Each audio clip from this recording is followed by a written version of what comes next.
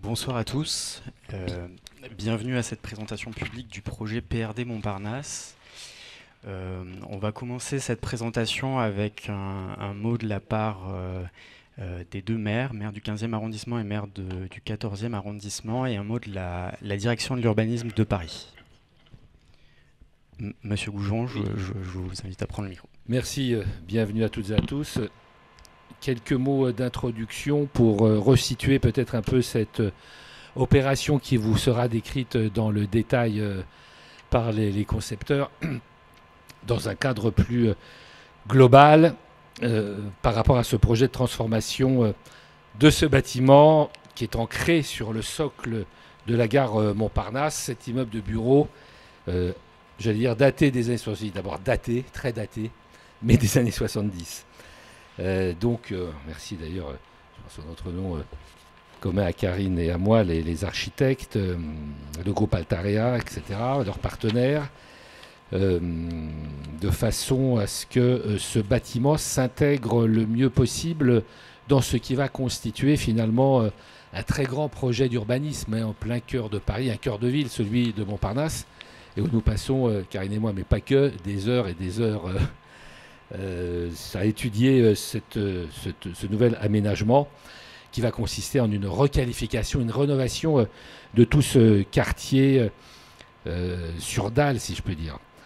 Alors c'est vrai qu'au rang de ces atouts, dans ce quartier, figure un mélange de fonctionnalités quasi unique à Paris, sur un périmètre aussi limité. Alors des hôtels, des bureaux, des centres commerciaux, des commerces, des équipements culturels, sportifs, espaces verts, etc. Plein de choses, une gare même, passage.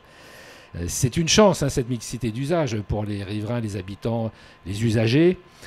Mais évidemment, c'est aussi un handicap en fonction des nuisances que ça peut générer en matière d'embouteillage, de bruit, de pollution, etc. Tout ça est connu. Et surtout, ce que nous avons considéré, mairie de Paris et mairie d'arrondissement, c'est que cet urbanisme des années 60-70 n'était plus du tout adapté. D'ailleurs, je crois qu'il n'a jamais été adapté à rien. Enfin, ça, c'est mon avis personnel.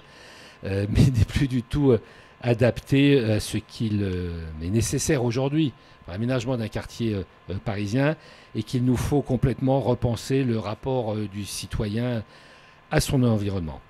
Alors, depuis quelques années, il y a plusieurs des acteurs locaux de ce quartier, qui sont des acteurs privés d'ailleurs, qui ont décidé de se lancer dans la rénovation de ce secteur. Bon, la gare SNCF, c'est un acteur public, dans un premier temps, réaliser des travaux très importants. Unibail a rénové aussi tout le centre commercial Gaîté. Le ITMM, c'est-à-dire l'ensemble immobilier de la Tour Montparnasse, et le CIT aussi vont se transformer complètement, mais plus que complètement d'ailleurs, puisqu'ils vont être déconstruits, reconstruits. Tout ce qui concerne la voirie, comme la place du 18 juin 40, va être complètement revisité, etc. etc. Nous-mêmes avons fait un certain nombre d'aménagements. Je partirai plutôt du côté 15e, évidemment. Je ne me permettrai en aucune façon d'empiéter sur moindre mètre carré du 14e. Mais pour dire qu'on a commencé à essayer de végétaliser toute la partie 15e avec cet arc vert structurant, enfin c'est comme ça qu'on le nomme, qui relie le parc Brassens par la petite ceinture ferroviaire transformée en promenade plantée jusqu'au parc Citroën, qui a lui-même été étendu d'1 hectare d'ailleurs. Continue par les quais qui sont réaménagés en promenade, les 3 km et quelques de quais du 15e, et remonté par l'enceinte des fermiers généraux, vous voyez, de Bir Hakeim jusqu'à Montparnasse, en végétalisant. C'est la raison pour laquelle on a supprimé tout le parking à ciel ouvert du boulevard Pasteur, par exemple, pour y faire une promenade plantée, et qu'on l'a fait aussi sur le boulevard de Vaugirard, et qu'un des points importants qui nous amène sur Montparnasse, ça va être cette forêt urbaine, entre guillemets, qui sera réalisée par Michel Desvignes, qui est un paysagiste bien connu, avec, j'espère, environ 2000 arbres qui devraient être plantés entre la tour et la rue de Rennes. Alors évidemment, il y a toutes ces initiatives individuelles, puisqu'il s'agit de partenaires privés qui vont transformer leur patrimoine, comme celui qui nous réunit aujourd'hui. Mais il est bien évidemment essentiel que ces partenaires privés soient fédérés, mis en cohérence, et qu'ils puissent travailler conjointement à l'élaboration d'un projet cohérent et si possible que tout soit en synergie et en harmonie. C'est la raison pour laquelle la ville avait lancé un concours en 2018, un concours international pour définir les grandes orientations d'aménagement de ce secteur de 9 hectares entre la rue de Rennes et l'avenue du Maine.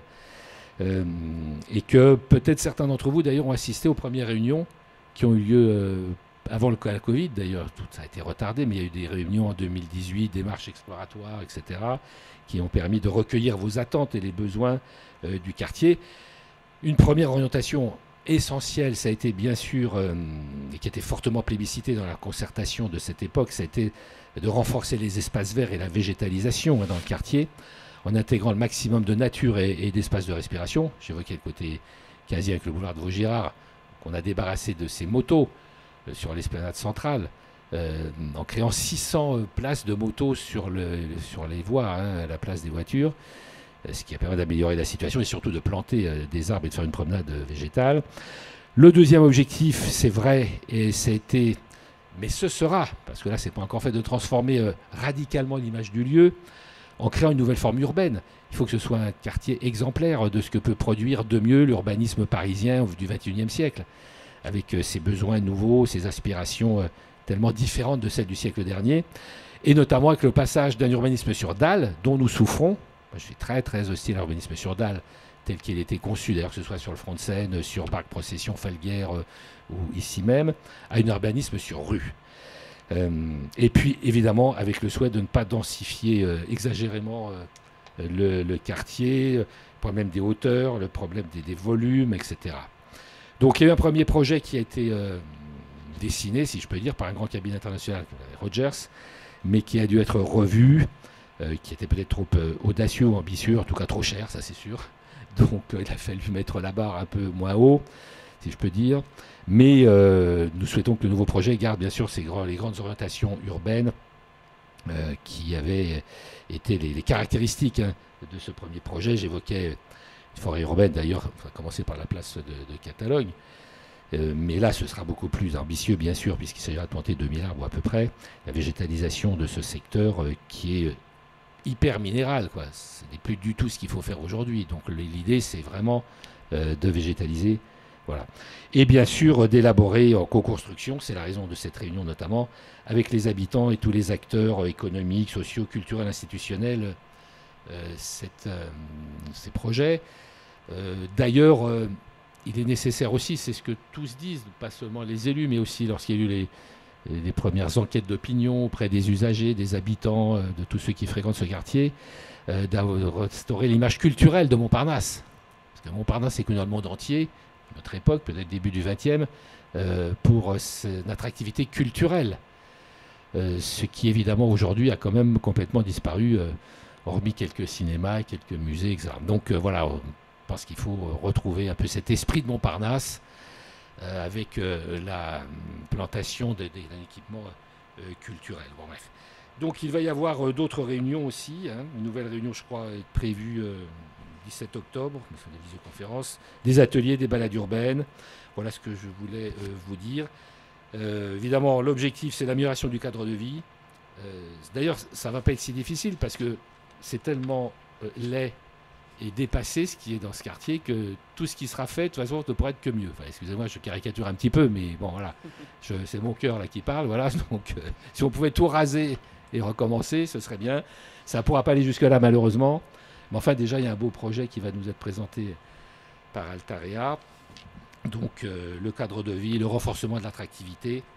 Voilà. Alors, évidemment, il y a aussi un petit sujet supplémentaire pour les habitants, qui est qu'il va y avoir beaucoup de projets qui vont se développer en même temps. D'où la nécessaire rigueur dans la mise en œuvre de tout ça pour conserver la cohérence de l'ensemble, mais aussi le moins de gêne possible. Et quand je dis ça, je m'inquiète aussitôt par la multitude de chantiers qui vont éclore un peu partout, devant, derrière, à côté, au-dessus, en dessous, et tout ça à peu près en même temps. Donc il ne faut pas que la vie des habitants soit quand même totalement gâchée pendant les 10 prochaines années. Ce serait fâcheux. Donc ça, c'est quand même un souci que nous avons aussi. C'est un objectif hyper important. Parce que même si on se dit, dans 5 ans, dans 10 ans, le quartier sera complètement refait, sera merveilleux, ce sera paradisiaque. Bon, toujours souhaiter l'objectif. N'empêche qu'il ne faut pas que pendant cette période, la vie soit infernale. Et le fait d'avoir baissé peut-être un peu le niveau de nos exigences urbanistiques va faire que les chantiers seront moins impactants. Voilà, donc nous sommes partis là pour la création d'un quartier du XXIe siècle, inséré en plein cœur de Paris, une des plus belles, j'espère, et des plus audacieuses perspectives d'aménagement d'un quartier parisien. Merci. Merci beaucoup, Monsieur Goujon. Je passe la parole à Madame Petit, maire du 14e arrondissement. Oui, bonsoir à toutes et à tous. Je suis accompagnée d'Agnès Bertrand, qui est au sein de l'équipe municipale du 14e arrondissement en charge de l'urbanisme et du logement. Donc nous sommes venus, voilà, en effet, à côté du 15e arrondissement pour un immeuble quand même assez emblématique de ce quartier Montparnasse, de ce quartier de la gare Montparnasse, et Montparnasse de manière générale, qui est cette barre qui se situe donc au-dessus, perchée, suspendue au-dessus de la gare que nous connaissons toutes et tous. C'est donc avec quelque part quand même une certaine assurance que nous avons appris le changement de propriétaire, et qui est un propriétaire très connu et très reconnu, Altarea Cogedim, appuyé bien évidemment aussi de la Caisse des Dépôts pour transformer cet immeuble de bureaux en immeuble de bureaux. Voilà, mais en immeuble de bureaux, qui correspond aussi à une mise aux normes du bâtiment assez importante et essentielle qui va vous être présentée ce soir pour correspondre aux normes d'une ville qui s'inscrit dans des perspectives très clairement et fermement bioclimatiques, et puis aussi à des bureaux, comme je pense Altarea Cogedim essaye de se projeter dans ce que sera un immeuble d'activité et de bureaux pour les 10, 20, 30, 40, 50 prochaines années. Alors à chaque fois qu'on est face à ce type de projet, on a, alors côté 14e, mais ce que vient de dire Philippe Goujon montre aussi qu'il y a ces réflexes en tant que maire d'arrondissement, et que nous portons auprès d'Emmanuel Grégoire, premier adjoint à la maire de Paris, que j'excuse, qui n'a pas pu venir ce soir. On essaye de ne pas être bloquant, parce qu'on ne peut pas laisser ces grands ensembles vides, et on essaye de porter auprès des propriétaires un certain nombre quand même d'exigences, et puis de choses auxquelles on croit aussi, qui pourraient être intégrées dans leur projet. Côté 14e arrondissement, on a apporté plusieurs choses. D'abord, Altarea Cogedim sait qu'il va devoir régler la question, le sujet de l'accroche de l'immeuble et de côté gare, côté rue du Commandant Mouchotte. Donc ça, c'est plutôt quelque chose sur lequel on s'est engagé respectivement à travailler avec eux. Ils ne seront pas tout seuls, parce qu'il faut aussi qu'on travaille avec encore la SNCF, mais en tout cas, c'est un point important que nous portons à la mairie du 14e, et que les habitants du quartier aussi portent beaucoup.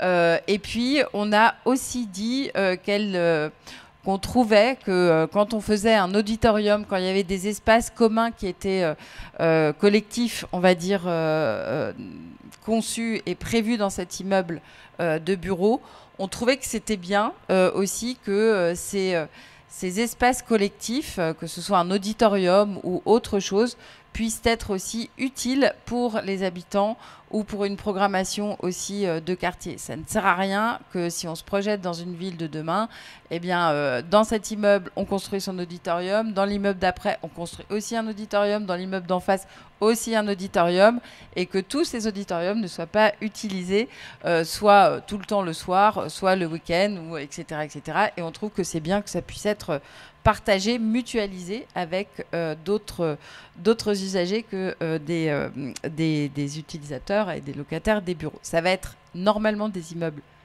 assez assez majestueux, hein, vu l'emplacement, vu la hauteur, vu la perspective et vu la vision. On porte aussi que ces immeubles, eh bien, dans un modèle économique peut-être utopiste, mais en tout cas, nous le redisons à cette étape du projet, eh bien, il peut y avoir des bureaux, des espaces qui soient loués ou qui soient voilà, très, très, très, très chers, en tout cas au prix du marché. On trouve qu'il peut y avoir un petit pourcentage aussi d'espaces de bureaux, de services qui soient loués un petit peu moins cher et qui soient un petit peu plus accessibles pour des jeunes pousses d'entreprise, etc. Et qu'un jour, ils pourront peut-être payer le prix fort du marché à la location dans ce type d'immeuble. Voilà, on porte, et j'aime bien le redire aussi, parce que c'est des choses que l'on dit quand on rencontre les promoteurs, les propriétaires et les architectes du projet. Nous, on trouve qu'il faut que ce projet aille vite et à la fois, en effet, il faut qu'il soit coordonné avec tous les autres projets importants du quartier. Je crois que mon collègue maire du 15e vous l'a dit, mais la réunion, en effet, du 17 octobre, 18h30, elle est très importante parce que c'est sur les espaces publics du quartier Montparnasse. Nous, on défend, et on n'est pas loin d'obtenir que la rue du Commandant Mouchotte vienne très vite, soit une des premières rues requalifiées à la suite et dans la continuité, et en même temps que la forêt urbaine Place de Catalogne. Mais en effet, ensuite, on sait aussi, tous les quatre, je dirais, puisque Claire de Carmontonnerre est l'adjointe à Philippe Goujon dans le 15e sur l'urbanisme et les questions d'urbanisme, on sait qu'on va pouvoir revenir assez vite avec Emmanuel Grégoire, parce qu'il porte aussi le sujet de manière très, très, très volontariste, pour que très vite, on puisse revenir vers les habitants avec l'ensemble des acteurs, des copropriétaires, des propriétaires de ce quartier, pour vous montrer les prochaines étapes. Et il est vraiment, en effet, essentiel, et nous l'avons tous dit à Altaria Cogedim, que ce futur chantier, ce projet aussi, puisse bien, au fur et à mesure, se patiner et se mettre en cohérence avec à la fois les accroches, un habitant, un écolier, un collégien, des grands acteurs institutionnels, une gare qui a pris aussi beaucoup d'importance, mais tout ça avec les habitants du quartier, parce que Montparnasse est aussi un quartier de vie quotidienne. Voilà. Donc, je ne sais pas si avec Agnès, on pourra rester jusqu'au bout, parce qu'on a un autre engagement après. Mais en tout cas, vous pouvez aussi compter sur nous. Merci beaucoup, Madame Petit, pour ces quelques mots. Badis, je vous laisse la parole pour... Merci. Merci, Madame la maire. Merci, Monsieur le maire. Je pense que l'introduction a été très complète, donc je vais être assez bref pour éviter les redites. Mais ce sera illustré par des plans. Donc, comme l'a dit Monsieur le maire, un périmètre d'étude a été lancé en 2018 qui s'étend de la place de Catalogne jusqu'à la place du 18 juin. Sur ce périmètre, une équipe d'architectes internationaux a gagné un concours en 2019 et a fait des propositions depuis. À l'époque, on avait défini un certain nombre d'objectifs, notamment la végétalisation et l'amélioration de l'espace public. Sur la slide suivante, on verra aussi que depuis, de nombreux projets ont été lancés sur le secteur. On a parlé des ateliers gaieté qui sont en passe d'être livrés, de la forêt de la place de Catalogne, dont les travaux ont démarré et vont redémarrer en 2023. D'autres interventions, notamment la gare qui est terminée, mais sur laquelle il reste des locaux commerciaux à rez-de-chaussée. Et de nombreux projets en cours d'autorisation, notamment la tour Montparnasse et le CIT dont on a parlé. Le projet qui nous intéresse ici, qui se trouve en plein milieu du périmètre. C'est pour ça que je le remets en contexte. Et d'autres choses, notamment le projet Oasis sur le jardin atlantique. Et à l'arrière de la gare, des projets de la SNCF, la gare Vaugirard, la requalification du hall Pasteur. Et puis un autre immeuble de bureau, l'immeuble Sud-Pont, pour lequel il y a une consultation d'architectes en ce moment.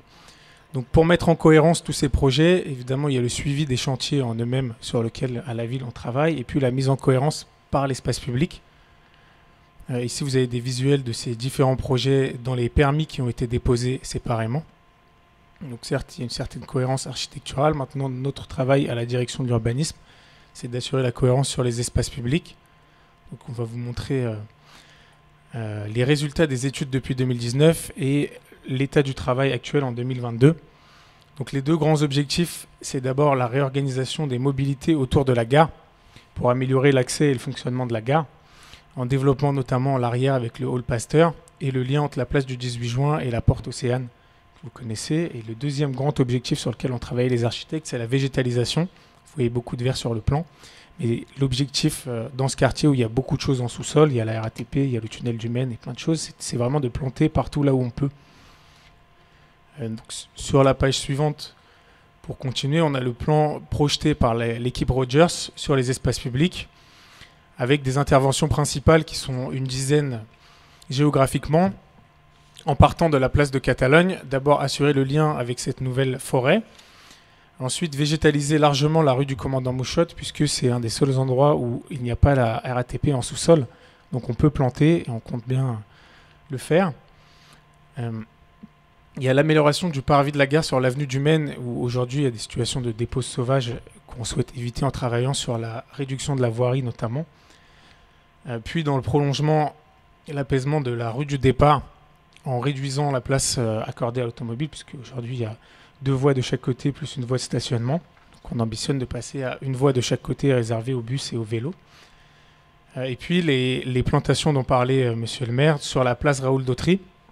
Donc sur le parvis de la gare, l'objectif de Michel Devine, qui est le paysagiste, c'est de planter un maximum d'arbres. Donc on parle de plusieurs milliers, en prenant en compte ceux qui seront également au pied de la tour Montparnasse et dans l'îlot de l'EITMM. Donc l'idée, c'est vraiment qu'il y ait une continuité depuis la forêt de Catalogne jusqu'à la place du 18 juin sur ces plantations. Ensuite, côté 15e, il y a l'ambition de lisser les niveaux entre l'avenue du Maine et le parvis pour éviter la coupe urbaine qu'on a aujourd'hui, et puis d'améliorer la rue de l'arrivée en jouant sur le talus qui est existant pour le rendre plus vivant, plus accessible et de profiter de cette zone de pleine terre. Et enfin, en toute fin, on a le haut de la rue de Rennes et la place du 18 juin, sur lequel il y a un travail également de planter autant qu'on peut. Et tout ça se fera bien sûr en fonction des projets privés. Donc aujourd'hui, on vous présente un gros morceau en plein milieu, mais on aura aussi l'ensemble de l'îlot EITMM et du centre commercial. Donc nous, sur les espaces publics, on veille vraiment à la cohérence de tout ça et au lien avec les pieds de chaque immeuble, l'amélioration des accès et des espaces publics tout autour.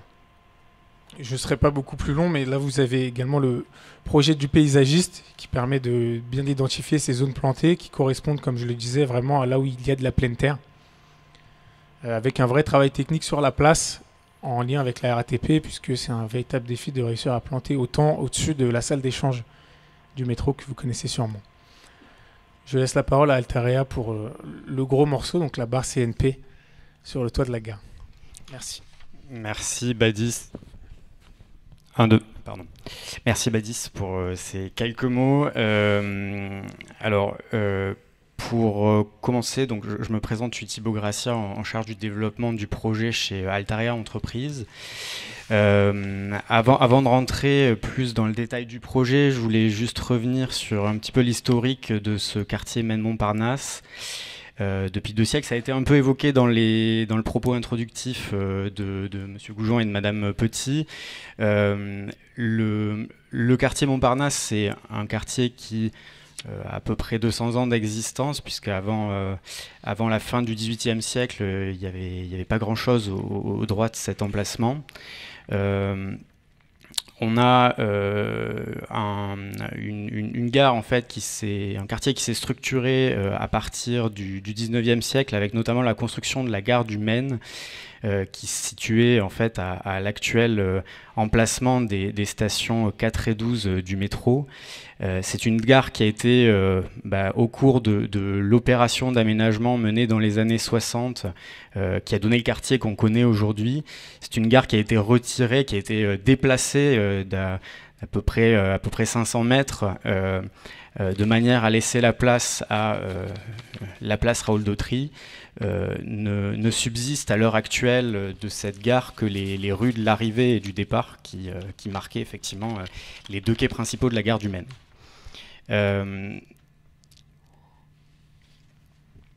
Donc l'opération qui a donné le quartier qu'on connaît aujourd'hui et qui date des années 60-70, ça a été dit, hein. L'immeuble dont on va parler aujourd'hui est un immeuble qui a été livré en 1970, qui est typique des immeubles modernistes et de l'urbanisme sur dalle de l'époque. Donc a bien vécu, et il se trouve que c'est un immeuble qui n'est plus maintenant aux standards d'usage, aux standards techniques et environnementaux de notre temps. Et donc c'est dans ce contexte-là que nous sommes arrivés sur l'opération. Alors le projet que nous souhaitons développer est porté en fait par un groupement. On a un partenaire qui est la Caisse des dépôts et consignations que je ne présenterai pas. Altarea Entreprise, donc c'est une filiale du groupe Altarea Cogedim. Donc on est opérateur et promoteur immobilier sur l'ensemble des métiers et des produits qui existent, à la fois sur le logement, sur le commerce et sur le bureau. On est arrivé sur cet immeuble en fait en 2019. On a acquis l'immeuble auprès de CNP Assurance, son précédent propriétaire, qui est resté dans les lieux depuis lors et qui quittera l'immeuble en janvier 2023. Avec en fait un départ progressif, puisque ils sont déjà en grande partie en télétravail sur le site. Notre ambition, c'est de développer sur cet immeuble un projet qui est un projet en blanc, c'est-à-dire, faut savoir, hein, c'est un projet où il n'y a pas actuellement de locataires, au singulier comme au pluriel, qui soient pressentis. Donc c'est un projet qu'on a choisi délibérément de lancer en blanc parce qu'on croit à cet immeuble, on croit à l'emplacement. Alors évidemment on est au cœur de Paris, mais surtout on est sur un immeuble qui est hyper connecté puisqu'il est littéralement posé sur une gare qui est connecté donc à tout l'ouest de la France, mais aussi à Paris intramuros. Et on estime que cet immeuble-là, il a les fondamentaux de l'immeuble du futur, donc par son hyper-connectivité, mais aussi, on en parlera un peu plus dans le détail par la suite, mais par sa morphologie et sa capacité à se réinventer sur lui-même pour créer des espaces qui soient conformes aux usages, en tout cas à ce qu'on estime être les usages du bureau d'aujourd'hui et de demain. Et en fait, dernier point, j'insisterai sur le fait que c'est un projet qu'on a voulu comme un projet de restructuration, évidemment, une restructuration vertueuse. Pareil, on reviendra par la suite sur l'impératif d'amélioration des performances énergétiques de l'immeuble et les solutions qu'on a déployées pour s'y conformer. Juste un mot bref sur le planning. Donc, on est sur une opération qui va se dérouler de 2023 à en gros 2027. Donc c'est une opération longue parce que complexe, avec un ouvrage qui est littéralement imbriqué avec la gare et puis une envergure voilà, qu'on connaît tous. Pour traiter cette opération, on a structuré toute une équipe, comme ça se fait usuellement, une équipe d'experts avec différents bureaux d'études.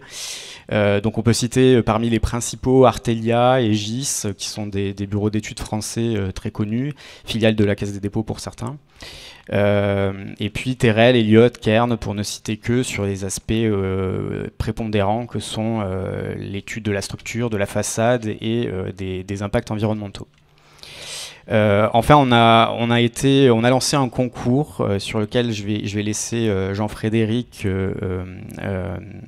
disserter. On a un groupement d'architectes qui nous accompagne dans ce projet, qui est un groupement de 2 cabinets, un cabinet américain qui s'appelle Dealers Coffidio Renfro et un cabinet français qui s'appelle SRA Architects, dont Clémence Sobo est la représentante ce soir.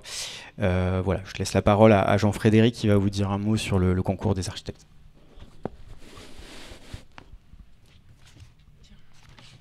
Merci. Donc on a effectivement lancé dès 2019, avec la participation des services de la ville de Paris, un concours d'architectes dans lequel on a invité 4 équipes internationales.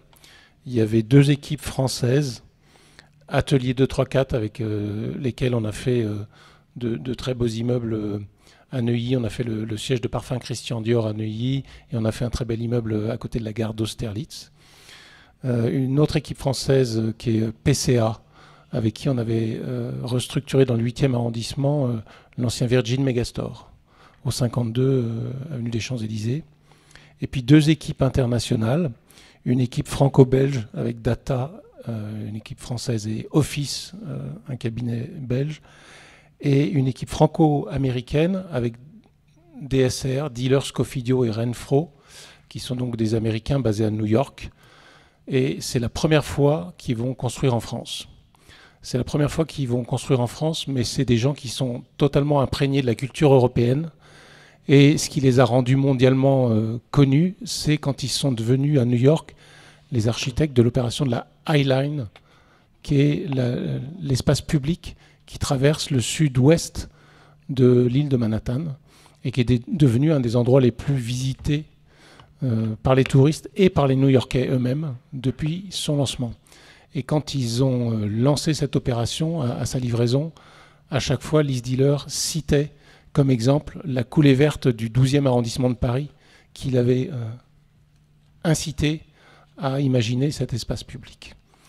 Et SRA, Sobo, Ruit et Associés, c'est une agence française qui a, on peut dire, inventé un métier, il y a maintenant quelques dizaines d'années, celui d'être l'architecte français hyper spécialisé dans la technicité, à la fois opérationnelle et administrative juridique, des opérations complexes, et la cheville ouvrière ou le partenaire français de grandes opérations, de grandes équipes internationales.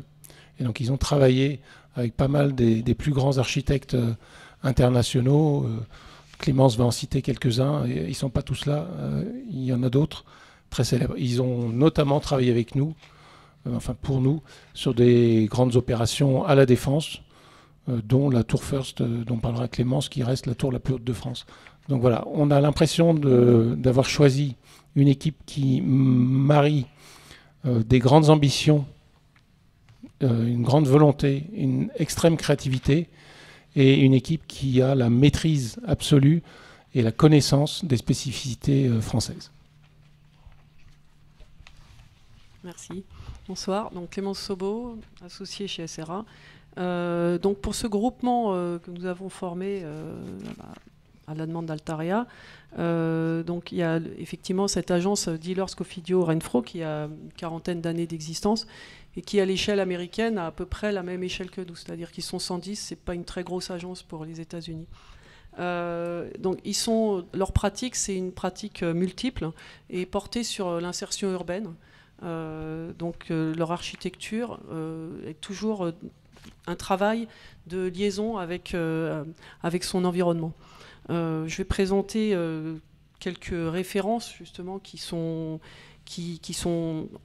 similaires, enfin qui ont des similarités avec notre projet, en tout cas qui ont des approches sur l'urbanisme, l'environnement et les immeubles de bureaux. Donc bien sûr la référence de la High Line, qui est un parc public construit sur une ancienne voie ferrée qui traverse tout un quartier de New York et qui opère justement une suture urbaine importante. Donc un véritable projet urbain avant un projet d'architecture. La référence qu'on voit à droite, le Lincoln Center Development, c'est un gros projet de réhabilitation en plein cœur de New York. Donc une échelle qui s'apparente à la nôtre et qui travaille sur justement le rapport à la ville, les espaces publics avec des créations de parvis et de passerelles qui relient l'établissement, enfin l'ensemble de l'opération à la ville. Et puis enfin, donc le Vagelos Education Center qui fait partie de l'Université de Columbia. Et là-dessus, ce qu'on a voulu montrer, c'est dans les similarités, c'est le travail des espaces intérieurs, avec des ouvertures très importantes sur la ville, des doubles hauteurs et des espaces partagés qui créent la connexion entre l'extérieur et puis l'immeuble et puis entre la ville. Voilà. Donc toujours des références très urbaines. Et alors sur notre agence à nous, donc comme Jean-Frédéric l'a dit, nous on a une trentaine d'années d'existence et on a pour habitude d'accompagner des agences internationales qui viennent construire en France et notamment en région parisienne. On a eu la chance, grâce à ça, de travailler sur des projets prestigieux, emblématiques et intéressants et d'approfondir notre expérience. Donc on est architecte avant tout et on est effectivement très porté sur comment les projets très ambitieux vont pouvoir se réaliser et on est focalisé sur effectivement comment on va pouvoir réaliser ces projets de l'image à la réalisation. Donc comme référence qu'on a avec justement le groupe Altarea, c'est la tour First, qui était une réhabilitation d'une tour, de la tour Gann de la tour AXA, pardon, à la Défense, avec une agence américaine KPF. Donc c'était un très grand immeuble de 87 000 m². Voilà, donc avec des problématiques structurelles importantes et un choix qui avait été fait de conserver la tour existante et de la réhabiliter, ce qui n'était pas forcément évident et ni forcément à la mode à l'époque. Aujourd'hui, on travaille vraiment, justement, on a une grande partie de notre pratique est sur la réhabilitation parce qu'aujourd'hui, on ne démolit plus des immeubles pour en reconstruire. Au milieu, on a cette référence de l'immeuble Window qui a des grandes similarités avec notre immeuble parce qu'il est à la Défense, il est au-dessus du centre commercial des Quatre Temps et du hub du RER, tramway, etc., du très grand hub de la Défense. C'est un immeuble qui s'érige et qui est un petit peu comme le nôtre, une tour à plat, on va dire, très long et très fin, et qui a les mêmes problématiques de visibilité depuis l'espace public et de liaison. On a créé sur la terrasse au-dessus des Quatre Temps un espace pour les utilisateurs. Donc il y a exactement les mêmes questionnements qu'on peut avoir sur l'immeuble de la CNP. Et enfin, on a montré la maison de la radio, qui est un équipement public, où on a pris la maîtrise d'œuvre d'exécution à la suite de Architecture Studio pour finaliser le projet de la maison de la radio, qui est un énorme équipement. C'est un projet qui nous a pris pratiquement 10 ans et qui est bientôt fini. Donc c'était pour montrer un petit peu une réalisation complexe, en site occupé, où on a une mission complète. Alors, sur la construction sur l'immeuble existant, je vais rappeler que c'est une opération d'ensemble avec 4 secteurs qui a pour base la reconstruction de la gare sur l'avenue du Maine, qui était placée sur l'actuelle place du 18 juin et qu'on a reconstruit dans les années 50. On a commencé à faire le projet de la déplacer parce qu'on était complètement saturé. Et le projet qui a été mené par les architectes de l'AOM, Cassan-Baudouin, Demarien et Jean Sobo.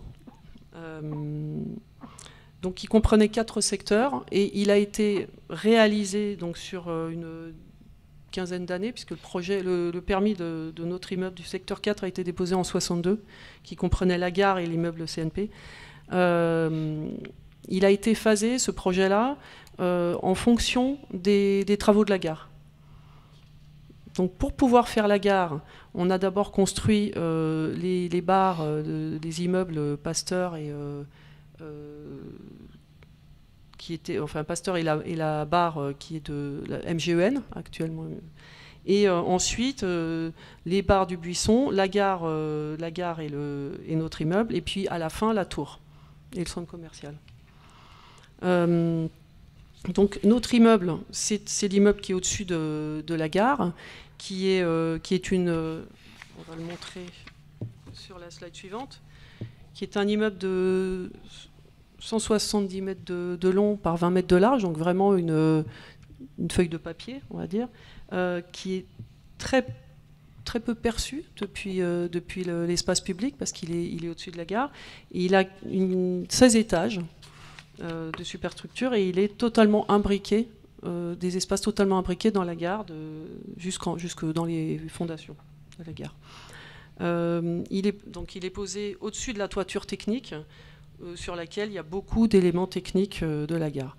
Et il a une toiture aujourd'hui qui est occupée essentiellement par des équipements techniques. avec son accès qui est... alors c'est un accès aussi, pareil, très peu visible. Aujourd'hui, il est occupé par un seul occupant, avec un accès qui est sur l'angle Raoul Dautry et boulevard de Vaugirard, et qui est très, très, très enserré. On peut voir aujourd'hui la structure de l'immeuble avec ses occupants. Donc ça, c'est vraiment la structure qui a été... comment dire, c'est la structure initiale qui a été en fonction des 3 occupants qui étaient prévus à l'époque. Donc Air France qui s'est installé dans le bloc 1, la CNP sur les blocs 2 et 3 et la MGEN sur le bloc 4. Et puis donc ça a été repris entièrement par la CNP depuis 1994. Alors voilà, donc ça c'est sur la façade existante. C'est un immeuble très monolithique, qui se voulait très moderniste, comme toute l'opération Main Montparnasse. Donc les façades d'origine étaient voulues. On travaillait sur ce qu'on appelle l'art sériel, c'est-à-dire la répétition. Donc même s'il y a quelques mouvements dans cette façade, globalement, on était sur quelque chose de très répétitif, avec des allèges pleines et des mouvements de matériaux, avec quelques nuances entre du gris clair, du gris foncé, entre les nuances de l'aluminium, du verre émaillé et du métal.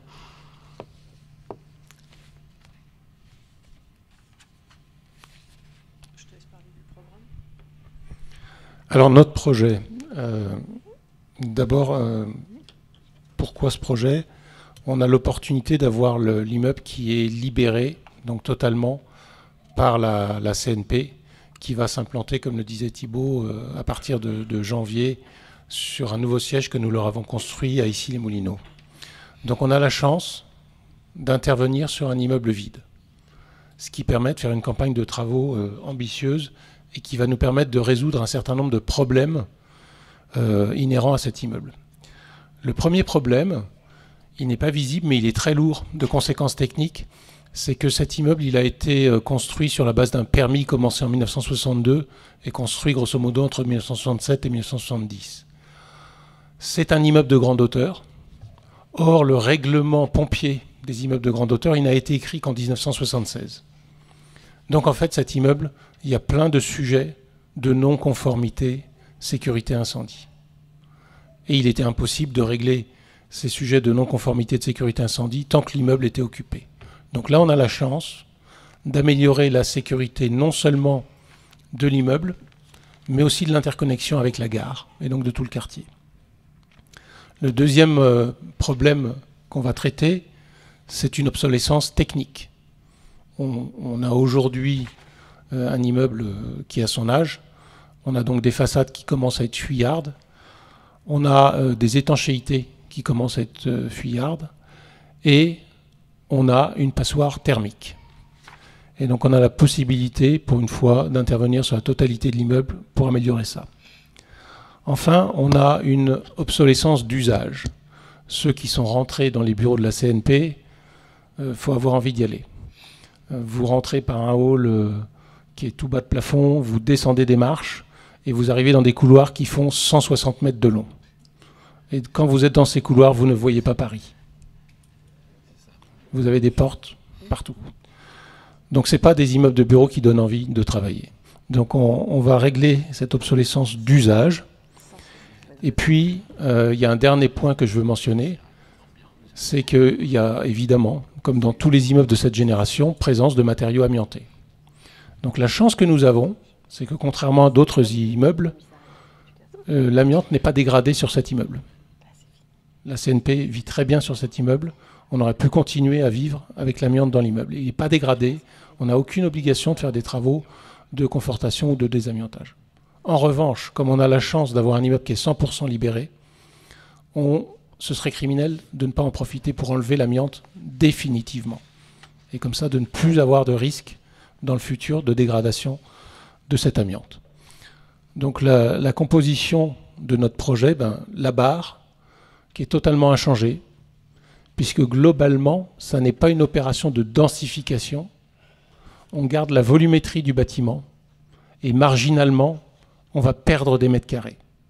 Pourquoi perdre des mètres carrés? Ce n'est pas par générosité, mais c'est parce que d'une part, pour se mettre en conformité, en sécurité, on est obligé de temps en temps de créer des espaces tampons et de perdre des planchers. Et deuxièmement, pour des questions d'usage, on a jugé qu'il était important dans un immeuble du XXIe siècle d'offrir des espaces de double hauteur, voire de triple hauteur. Donc au global, on perd sur l'ensemble de l'opération à peu près 5000 mètres carrés. Voilà, donc on n'est pas du tout dans une densification, on est dans une dédensification et pas de changement de la volumétrie de l'immeuble. Le seul changement, c'est que la toiture, qui est aujourd'hui exclusivement une toiture encombrée d'équipements techniques, va être couverte par une installation de production agricole. Alors c'est quelque chose qui est prévu dans le PLU de Paris depuis sa dernière mouture qui date maintenant depuis quelques années et dont, avec les événements climatiques qu'on vient de vivre, on comprend l'intérêt d'avoir partout des espaces où on peut planter. Donc là, on a cette toiture agricole qui va faire 160 mètres de long. On va également intervenir sur la toiture de la gare qu'on va planter et végétaliser partiellement. C'est pas simple, puisqu'on est sur un espace qui appartient à la SNCF et qui cumule un certain nombre d'installations techniques, dont des installations de sécurité de la gare, que non seulement on ne peut pas supprimer, mais qu'on ne peut même pas couper le temps de faire les travaux. Donc on est dans un projet qui est assez complexe. C'est pour ça qu'on a choisi notamment Dealers, Cofidio et Renfro, qui sont intervenus sur des voies ferrées pour créer la High Line à Manhattan. Et j'ai parlé déjà du hall qui est à l'angle de la place Raoul-Dautry et de Vaugirard, auquel on va donner une plus grande lisibilité par une double hauteur, par un adressage beaucoup plus évident et par le fait qu'on va rentrer de plein pied, puisque je ne l'ai pas mentionné, mais bien évidemment, la totalité de l'opération sera accessible au PMR. Une vue prise depuis le jardin de l'Atlantique qui montre qu'on a une intervention là assez limitée. Dans notre stratégie de mise en sécurité du quartier, on est obligé de rajouter quelques passerelles d'accès des équipes de secours. Donc c'est les passerelles qu'on a indiquées en rouge. On a également un accès des équipes de secours au pied de l'immeuble tout autour. Donc ça va aussi renforcer la mise en sécurité globale du quartier. Ce qu'on commence à percevoir aussi sur cette image-là, pour ceux qui connaissent le quartier, la seule végétation qui existe actuellement, c'est une jardinière autour des verrières de la gare. Il n'y a que ça de planté sur cet immeuble aujourd'hui. Et donc tout à l'heure, Clémence vous donnera des chiffres sur les mètres carrés de plantation qu'on va réaliser. Donc notre programme, rénovation lourde de l'IGH, on garde la structure existante. Mise à nu de la structure avec dépose complète de la façade, curage technique et curage du second œuvre de l'ensemble des plateaux de façon à permettre un désamiantage complet, rénovation du hall d'entrée depuis le boulevard de Vaugirard, refonte des verticalités, c'est-à-dire c'est toutes les mises aux normes des ascenseurs, des escaliers, des gaines, pour permettre l'accessibilité PMR, pour se mettre en conformité sécurité et pour se mettre en conformité fonctionnelle. Jusqu'à présent, on descendait dans le hall pour remonter ensuite dans l'immeuble. Et on s'est engagé auprès de la mairie du 14e à poursuivre ce travail côté rue du Commandant Mouchotte en dialoguant dans un temps ultérieur. Mise en conformité sécurité incendie, donc c'est un travail sur lequel on interagit avec la commission de sécurité et la brigade des sapeurs-pompiers de Paris depuis maintenant un peu plus d'1 an. Et c'est en train de se terminer en ce moment. On crée une terrasse de production agricole au 16e étage, alors qui est dédiée en fait aux consommations de l'immeuble, hein, et végétalisation partielle du socle, de la toiture du socle, c'est-à-dire de la toiture de la gare. Là, vous avez un éclaté de l'immeuble, avec en gris les étages de bureaux classiques, hein, sauf qu'ils ne vont pas ressembler à ce que c'était avant. Bon, pourquoi ils ne vont pas ressembler à ce que c'était avant? C'est qu'on aura des circulations qui seront extrêmement limitées Et au lieu d'avoir des couloirs et des portes partout, eh bien, on aura des plateaux qui seront entièrement aménageables comme les utilisateurs souhaiteront le faire. Des espaces double hauteur sur chaque pignon, ce qui aujourd'hui n'existe pas à Paris. Typiquement, c'est quelque chose qui existe dans tous les immeubles de grande hauteur à Londres, à Manhattan. On a commencé à le faire sur quelques immeubles, nous, à La Défense. On l'a fait sur la Tour First. On vient de le faire, on va bientôt livrer l'immeuble Landscape à La Défense, où on a créé un espace de double hauteur à chaque étage.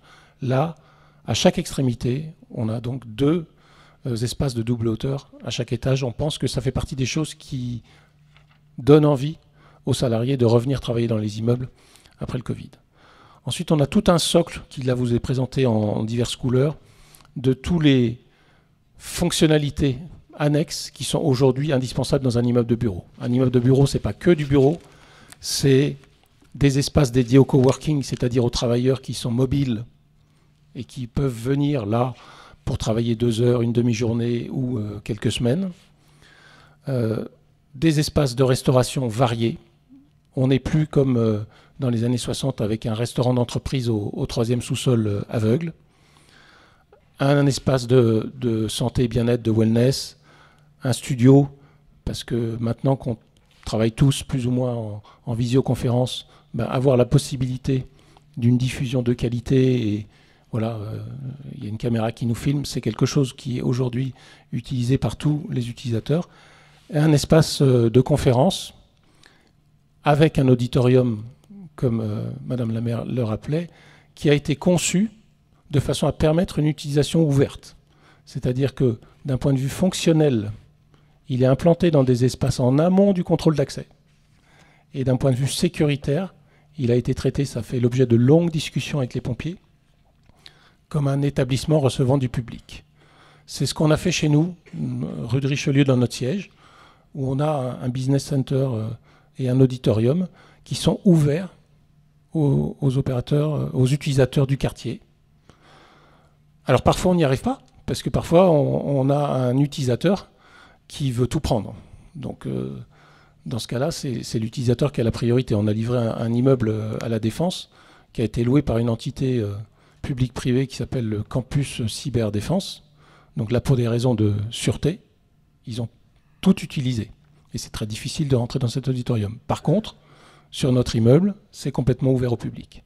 Voilà. Donc on se réserve la possibilité de le faire. On a entendu les demandes. Sur les accès, donc on a une refiguration complète des batteries d'ascenseur, parce que les critères de confort ne sont pas les mêmes aujourd'hui que dans les années 60, parce que les contraintes du règlement incendie ne sont pas les mêmes non plus que dans les années 60. En revanche, c'est extrêmement complexe, parce qu'on est posé directement au-dessus de la gare, et qu'on ne peut pas impacter la gare par nos travaux. On va diminuer le nombre de places de stationnement, puisqu'on avait énormément de places de stationnement qui sont dans le socle de la gare. Et donc ça nous permet de créer des locaux vélos. Notre objectif d'usage, c'est de créer 1000 places de vélo pour les utilisateurs de la tour et les visiteurs de la tour. Ça permettra également, mais c'était un des sujets qui a été traité dans le retraitement des espaces publics, d'éviter le stationnement sauvage des motos et des scooters. Et donc on a un parking également qui est dédié aux motos et aux scooters dans l'immeuble.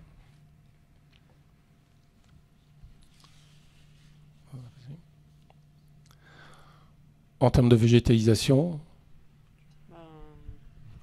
oui, donc la végétalisation, comme tu disais, il n'y en avait pas beaucoup. Donc on a à peu près multiplié par 10 les mètres carrés de végétal. On était à 500, on n'est pas loin, on est un peu plus de 5000 maintenant. En toiture, en terrasse et sur l'arrière aussi autour de la verrière.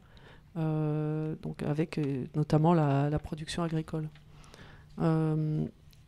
Donc cette augmentation de surface végétalisée, elle permet aussi de travailler sur l'îlot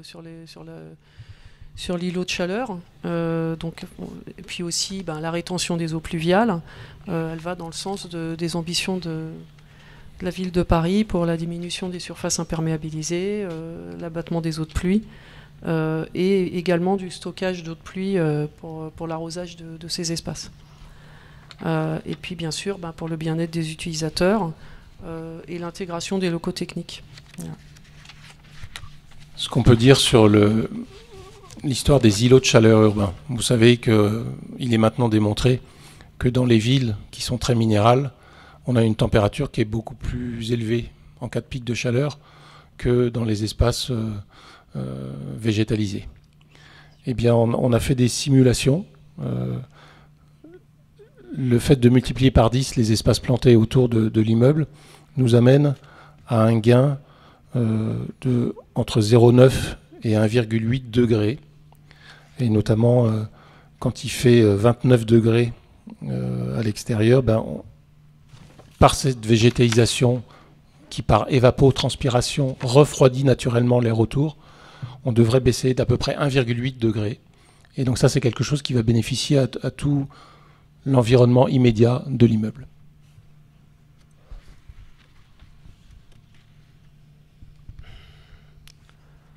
Oui, donc sur la production agricole, on aura effectivement toute une production pour la proximité, ce qu'on avait dit pour la restauration qui est dans l'immeuble, essentiellement. Je vais parler un petit peu de la façade.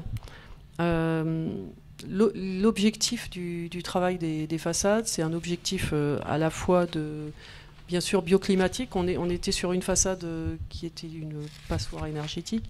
Donc aujourd'hui, il faut que les performances nécessaires, les apports de lumière, la protection solaire, et à l'occasion d'une nouvelle écriture architecturale, on travaille sur ces aspects de performance thermique et sur le confort des utilisateurs. Donc sur la nouvelle écriture architecturale, on a conservé cet aspect très unifié des façades, mais en travaillant sur un mouvement des verres qui permet d'optimiser l'apport de lumière. On le verra après. Donc juste pour l'image globale, en fait l'idée c'était de rester dans ce modernisme voulu de l'architecture initiale, mais en le mettant au goût du jour évidemment, et en restant avec cette notion de répétition. Il y a aussi la volonté d'apporter plus de transparence, parce que la façade actuelle, elle a des parties très opaques. Aujourd'hui, on part sur une façade entièrement vitrée avec des systèmes de protection passive que je vais montrer après. Donc l'idée, c'est effectivement d'ouvrir largement l'immeuble depuis l'extérieur pour qu'on voit ce qui se passe dedans, et puis depuis l'intérieur pour avoir des vues, parce que il a quand même une qualité intrinsèque, l'immeuble, c'est qu'il permet des vues panoramiques sur tout Paris qui sont magnifiques et qu'on amplifie en fait. Donc dans le détail, sur cette façade, on voit qu'on a donné un petit mouvement. Donc ce qu'on voit dans les petits triangles qu'on voit en bas, c'est on a déporté un petit peu le vitrage et créé dans le retour du vitrage des ouvrants. À chaque trame, on a un ouvrant pour la ventilation naturelle, qui est aussi une imposition aujourd'hui. Et puis on ne peut pas faire un immeuble aujourd'hui sans avoir de l'air naturel. Donc si on veut, on peut ouvrir ces fenêtres. On a aussi doublé la trame, qui était une trame de 1,40 m, on est sur une trame de 2,80 m, et on a fait des vitrages toute hauteur. Alors ça fait beaucoup d'apports de lumière, ça maximise l'apport de lumière naturelle, ça optimise les vues aussi, et on a compensé avec ce qu'on appelle des casquettes qui sont là aussi pour des questions de réglementation incendie, pour créer le cloisonnement, enfin l'isolement entre les étages, et qui permet de protéger de la lumière selon la courbe du soleil. Voilà. Juste un petit mot sur ce qu'on appelle cette conception bioclimatique. C'est un mot que tout le monde emploie. Alors pourquoi c'est bioclimatique? Donc avant, vous aviez une façade qui était totalement plate. Et vous aviez des allèges, les allèges grises, opaques, qui ne sont pas très jolies. Aujourd'hui, on aura une façade qui sera vitrée du sol au plafond. Pourquoi ça n'est pas une aberration environnementale, mais au contraire, pourquoi c'est un élément générateur d'économie d'énergie? on a la chance d'avoir une façade qui fait 160 mètres de long et qui est à peu près orientée nord-sud. Elle est nord-nord-est, sud-sud-ouest. Donc je commence par la façade nord. C'est facile d'avoir une façade vitrée du sol au plafond parce que vous n'avez pas d'apport solaire direct. Donc à Paris, par exemple, on vit très bien depuis le 19e siècle dans les ateliers d'artistes sans climatisation. Si vous avez un vrai atelier d'artiste face au nord, vous n'avez pas besoin de clim. Et bien là, sur cette façade nord-nord-est, on aura des façades vitrées du sol au plafond sans créer un effet de serre. Et par contre, le fait d'avoir supprimé l'allège et de l'avoir finalement rabattu à l'horizontale pour faire le coupe-feu par rapport à l'étage du dessous, ça nous permet de maximiser l'apport de lumière naturelle. Et donc, notamment en hiver, il y a plus de lumière naturelle qui pénètre dans l'immeuble. Et donc, on diminue les consommations énergétiques d'éclairage sans augmenter les consommations énergétiques de climatisation. Maintenant, sur la façade sud, eh bien, les casquettes, les brise-soleil, ne jouent pas le même rôle que sur la façade nord. Elles jouent le rôle de protection solaire. Puisqu'en fait, en hiver, le soleil est bas, et donc vous avez de la lumière qui pénètre dans l'immeuble, alors qu'en été, quand on a besoin de se protéger du soleil, le soleil au solstice d'été est à peu près à 63 degrés, et donc en fait, vous avez cette casquette qui va faire brise-soleil et qui va empêcher l'ensoleillement direct dans le bâtiment et donc le réchauffement du bâtiment. Donc voilà le premier aspect de cette façade bioclimatique, c'est ces effets de casquette et de brise-soleil. Deuxième aspect, c'est le côté plissé. Alors, le côté plissé de la façade, les petits triangles que vous voyez là, il a un intérêt esthétique parce que cette façade qui est morne et terne aujourd'hui, elle va un petit peu chatoyer dans la version future, mais elle a aussi un intérêt énergétique parce qu'en fait, on n'est pas strictement nord et strictement sud, mais on est nord-nord-est et sud-sud-ouest. Et c'est difficile de se protéger du soleil le matin à l'est et du soleil le soir à l'ouest. Et donc on a fait le choix d'avoir le grand côté du triangle qui est strictement plein nord ou strictement plein sud, et le petit côté du triangle qui est donc orienté est ou ouest, qui lui est opaque. Et donc on n'a pas besoin de se protéger du soleil. Et en plus, ça nous permet d'y intégrer un petit ouvrant de confort. Parce que nous on considère, et on l'a fait sur tous nos immeubles de bureaux récents, que dans un immeuble de bureau, même dans une tour, il faut pouvoir ouvrir sa fenêtre. Donc on l'a fait pour des notions de confort d'utilisateur. Il se trouve que depuis, on a vécu le Covid et qu'on a constaté sur tous les derniers immeubles qu'on a livrés, notre siège, le siège de Parfums Christian Dior, le siège d'Orange, que ça a été plébiscité par les utilisateurs. Pourquoi ? Parce que quand ils arrivaient le matin, ils étaient sûrs que s'ils ouvraient leurs fenêtres, ils pouvaient, quand ils décidaient, balayer l'air dans leur bureau. Alors que vous n'êtes jamais confiant sur l'effet de la climatisation, quand bien même cette climatisation ne brasse pas l'air avec le bureau voisin, quand bien même l'air est filtré, c'est toujours plus rassurant pour les utilisateurs de choisir eux-mêmes d'ouvrir leurs fenêtres. Donc un, confort, deux, aspect sanitaire, et maintenant on est en train d'essayer de quantifier un troisième aspect qui est extrêmement important, c'est l'aspect énergétique. Parce que bien évidemment dans cette génération d'immeubles modernes, chaque fois que vous ouvrez votre fenêtre, il y a un petit contacteur qui coupe le chauffage et la clim. Pas question d'ouvrir votre fenêtre et de continuer à climatiser ou de continuer à chauffer les petits oiseaux. Donc, actuellement, par exemple, sur notre immeuble, on est en train de monitorer en permanence le pourcentage de fenêtres ouvertes. Ces derniers mois, suivant la météo, on a compté entre 8 et 25% des fenêtres qui sont ouvertes. Ce qui veut dire qu'il y a, du point de vue du chauffage et de la climatisation, 8 à 25% du bâtiment qui est en sommeil. Et que donc, in fine, on va retrouver des économies d'énergie qui vont résulter de ça. Donc voilà, on a essayé de combiner un confort de l'utilisateur, un effet sanitaire qu'on n'avait pas prévu, on n'avait pas imaginé le Covid quand on a dessiné ça, et des économies d'énergie. Ça se traduit... on a fait évidemment, dans le cadre du permis, une étude d'impact complète de l'opération. Bien évidemment, dans cette étude d'impact, il y a des études d'ensoleillement.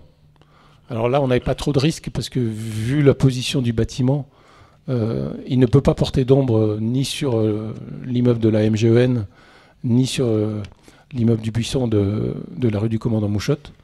Donc en fait, il y a un effet hyper marginal sur l'ensoleillement côté place Raoul d'Autry. C'est le seul changement qui est apporté par l'immeuble. La conséquence de tout ça, c'est bien évidemment des certifications et des labels environnementaux, mais je dirais comme tous nos nouveaux projets, hein, on est multi-certifié HQE et BREEAM au niveau excellent. Par contre, d'un point de vue énergétique, ce qui n'était pas évident alors qu'on est dans une restructuration et pas dans un immeuble neuf, c'est qu'on arrive quand même à atteindre le niveau bâtiment basse consommation F-Énergie Rénovation. Et puis on a des certifications que vous connaissez peut-être moins, qui sont relatives soit à la connectivité du bâtiment, c'est une certification qui s'appelle Ready to Service, soit aux santé et au bien-être des utilisateurs, c'est la labellisation Osmose. D'un point de vue énergie, on tombe à une consommation énergétique prévisionnelle de l'ordre de 77 kWh. On part d'un bâtiment, alors c'est difficile de trouver des chiffres d'origine, qui est à plus de 200 kWh. Voilà. Et la réglementation thermique impose des choses. On est 50% en dessous du niveau imposé par la réglementation thermique. C'est ce qui nous permet d'atteindre le niveau BBC F-Énergie et ce qui est conforme avec les objectifs qui sont annoncés dans le plan climat de la ville de Paris. Du point de vue bilan carbone de l'opération, on a fait un calcul sur la méthode E plus C-, qui est la méthode aujourd'hui normalisée, qui aboutit à une émission de l'ordre de 926 kg de CO2 par mètre carré de plancher. Alors, ça ne vous dit pas forcément grand-chose. Ce qu'il faut comprendre, c'est que un immeuble de grande hauteur neuf, comme des tours à la Défense, comme peut-être la tour Triangle, c'est un bilan CO2 classique de l'ordre de 1200 kg de CO2. Le fait d'avoir restructuré un immeuble plutôt que de démolir et de le reconstruire, ça fait gagner à peu près 200 kg de CO2 rien que sur la structure. Voilà. Et après, tout le travail sur l'allègement de l'immeuble et le choix des matériaux qu'on a employés nous amène pour l'instant dans nos calculs qu'on estime prudents à 926 et on va tendre pour essayer de tomber en dessous de 900. Tous ces chiffres en fait, sont tirés de l'étude d'impact qui a été réalisée dans le cadre de la préparation de ce permis de construire et qui a été analysée par l'autorité environnementale et qui a été approuvée par le Conseil de Paris début juillet.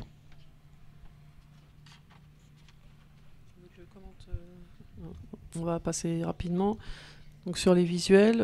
Donc ça, c'est la vision depuis côté boulevard de Vaugirard, qui illustre un petit peu la continuité visuelle qu'on souhaite entre le futur aménagement de la place de Raoul d'Autry et le jardin atlantique via notre aménagement sur le toit de la SNCF.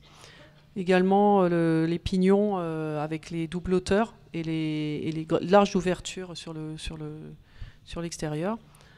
On voit quelques vues intérieures donc, pour montrer l'ambition et la volonté de créer des espaces partagés, des espaces conviviaux, des grandes hauteurs et des vues sur l'extérieur et de la végétalisation également. Alors là, on voit l'entrée Vaugirard, justement, avec le hall Vaugirard, où on a essayé de créer un signal, une adresse, et puis avec une continuité entre le parvis, entre le trottoir, le parvis, et puis l'intérieur. Une continuité de matériaux, une continuité visuelle. Ensuite, donc sur la terrasse, là on est sur le toit de la gare, et on voit justement les espaces qui sont donnés aux utilisateurs, avec la possibilité d'admirer la ville depuis la terrasse. Et puis la végétalisation importante aussi. Et puis ça c'est l'illustration justement des balcons terrasses qu'on crée sur les pignons, avec la possibilité à tous les 2 étages d'accéder justement à l'extérieur pour les utilisateurs.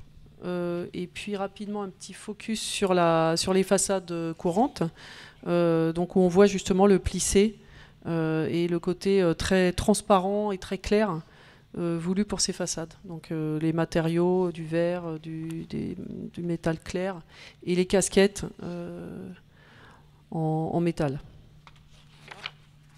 Puis rapidement, donc une vue des passerelles qui permettent la desserte incendie qui sont au-dessus du toit de la gare. Et puis là, on peut montrer un petit peu avant-après. Voilà, donc à chaque fois. Donc ça, c'est depuis l'angle Raoul Dautry, enfin depuis le boulevard de Vaugirard. Voilà. Avant-après, donc là, on est avenue du Maine. Juste le long de la trouée du tunnel, voilà, avec le pignon côté Mouchotte.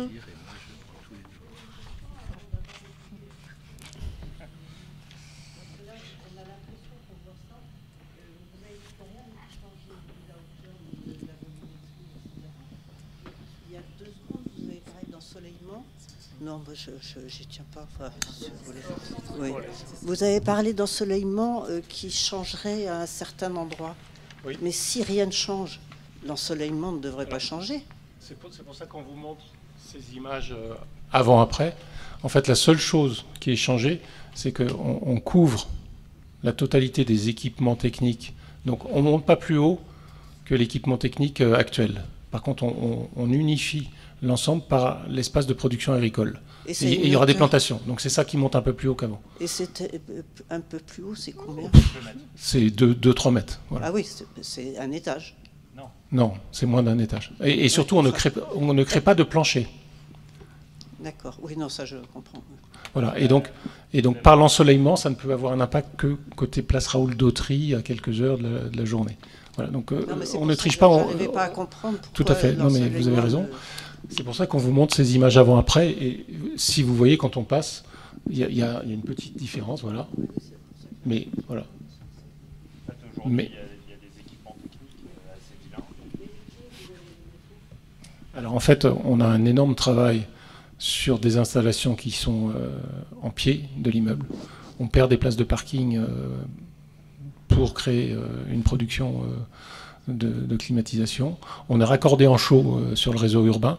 Je ne l'ai pas dit tout à l'heure, on a déjà 14% d'énergie renouvelable sur l'immeuble, puisqu'on est raccordé au CPCU, qui est lui-même à 55% en énergie renouvelable. Donc la part du CPCU dans les consommations complètes de l'immeuble fait qu'on a déjà aujourd'hui 14% dans notre projet d'énergie renouvelable. Et si demain CPCU augmente sa part d'énergie renouvelable, notre part d'énergie renouvelable sera augmentée. Et donc après, on réorganise en fait tous les espaces techniques en toiture pour les faire de façon un peu plus rationnelle et avec des équipements modernes. C'est ce qui nous permet de mieux les intégrer. Voilà, c'est ce joint creux là que vous voyez, qui est quand même un peu plus élégant que les installations techniques existantes actuelles.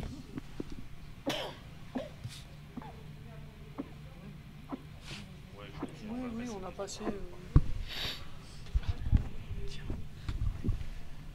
Donc les climatiseurs, si j'ai bien compris, sont sur la petite plateforme ou sont sur le toit? Ah non, il n'y a rien sur le toit. Il n'y a que de la production électrique.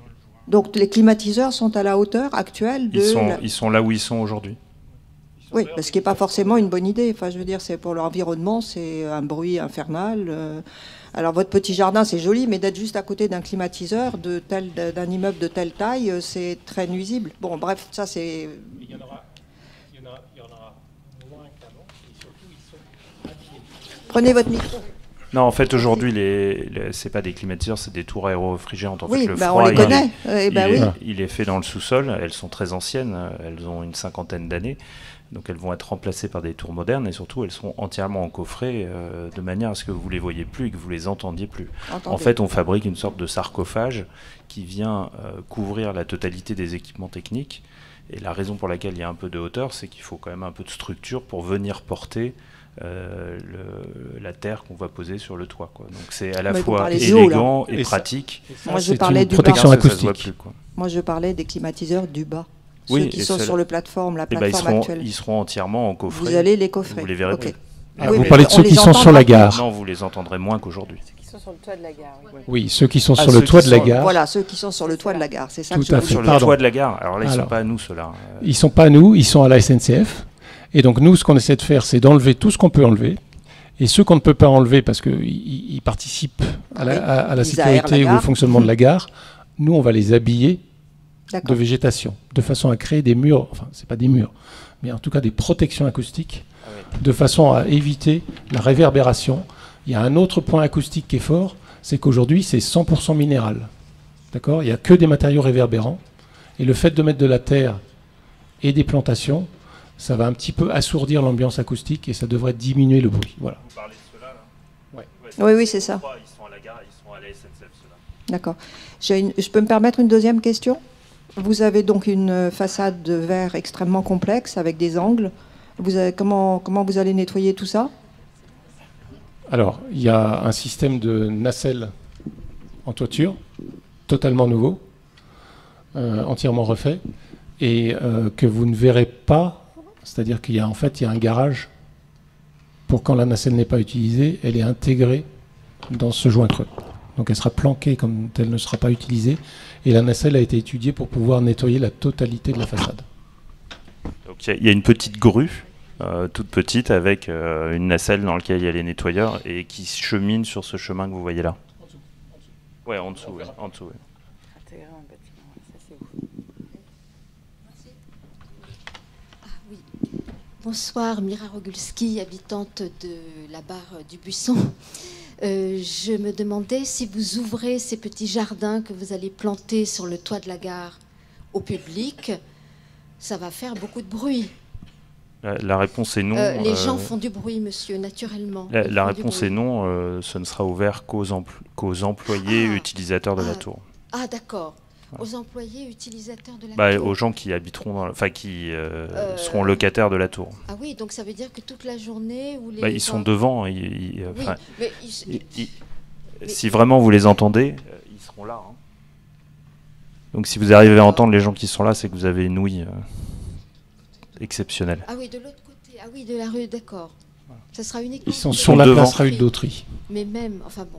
Oui, c'est Oui, vrai. la tour est de ce côté-là, et donc vrai. les espaces verts qu'on a mis, ils donnent sur la place Raoul d'Autry, ils donnent pas sur Mouchotte. J'avais cru que ça donnait Ouais, sur- vous le voyez à l'envers. D'accord. Ah oui, oui. Merci. Moi, j'avais une question. Parmi les gens qui sont ici, combien d'entre vous habitent justement dans la barre du Buisson ? Je représente un certain nombre de personnes qui n'ont pas pu venir ce soir. Donc D'accord. je suis une multitude, comme disait le poète américain Whitman. I'm a multitude. D'accord. Et du coup, vous habitez dans le...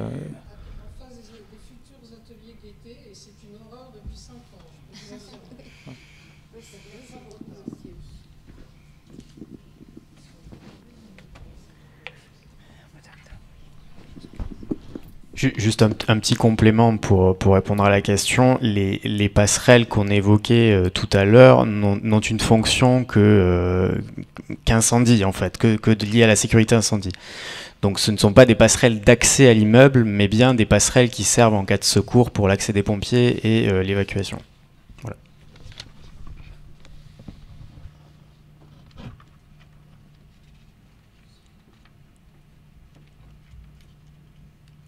La question n'est pas du tout sur la structure de l'immeuble, donc je ne sais pas si je peux la poser. C'est à l'entrepreneur, là, l'entreprise, Altarea Entreprise, qui a dit que vous aviez cet immeuble. Donc je trouve effectivement que vous avez une chance inouïe d'avoir eu cet immeuble. Ah bon, d'accord. Vous avez eu une chance inouïe, effectivement, d'avoir cet immeuble en entier. Mais tout à coup, j'ai entendu deux choses qui m'ont paru aussi un petit peu antinomiques. C'est que vous avez dit que cet immeuble, c'était en blanc. Donc les bureaux, les machins, personne ne sait visiblement ce que vous allez en faire.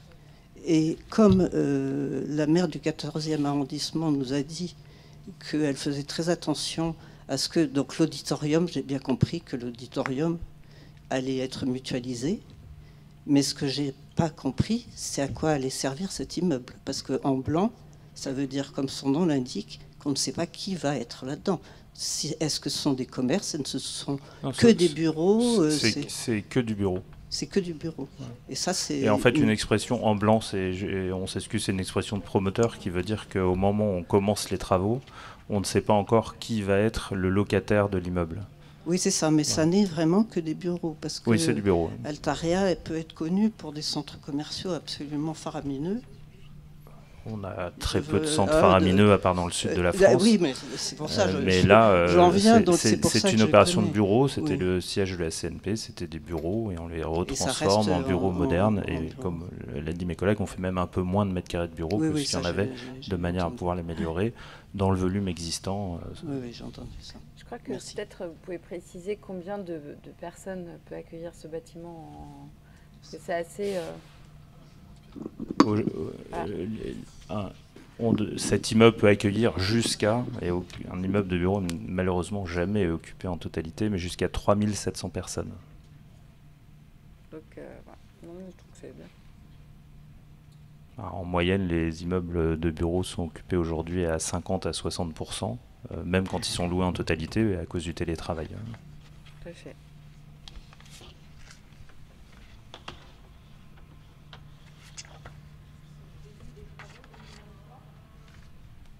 Je vais vous laisser le micro pour que tout le monde... Alors, la question que j'ai entendue, c'est quand est-ce qu'on commence les travaux ? On commencera les travaux lorsque la CNP aura quitté les lieux. Elle devrait quitter entre janvier et avril 2023. Ça commencera par une phase de montée en puissance quasiment pendant 1 an dans lequel les façades seront là et dans lequel on va faire ce qu'on appelle le curage, c'est-à-dire démonter tous les anciens équipements techniques et retirer l'amiante. Et ensuite, on commencera les travaux réels en 2024. Et on ne sait pas encore si ça va durer 2 ans et demi ou 3 ans, la phase de vrais travaux. On n'a pas la réputation d'être en retard sur nos chantiers, on a livré la gare dans les délais, donc j'espère qu'on maintiendra notre réputation sur ce point-là et qu'on sera plus compétent que nos concurrents de gaieté. Voilà. Eh bien, nous en sommes très heureux et dans le même ordre de préoccupation, en tant qu'habitant de Mouchotte, je voudrais avoir un rappel de l'articulation dans le temps des opérations qui concernent la réhabilitation de la rue du commandant Mouchotte et cette opération qui doit durer donc de 2023 à 2027. Nous, on peut répondre sur notre immeuble comme je viens de vous le faire. Le reste, je vais laisser Badis répondre à cette question. Sur la rue du commandant Mouchotte, comme l'a dit la maire du 14e, on essaye de faire en sorte que ce soit la partie qui commence en premier sur le plan que je vous ai montré. En tout état de cause, en 2024, au moment de la livraison de la forêt de Catalogne, donc après les Jeux Olympiques, on pourrait commencer les travaux.